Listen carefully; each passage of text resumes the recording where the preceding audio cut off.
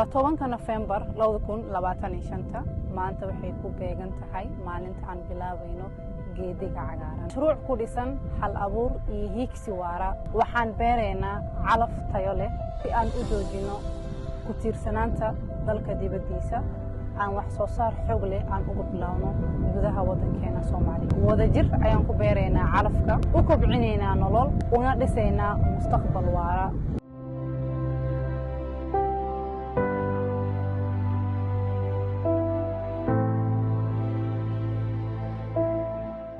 maanta waxaan joognaa halkii ay ka bilaabatay riyadii ahayd geediga cagaaran dhul qalalna ayaa u bedelnay meel cagaaran oo wax soo saar leh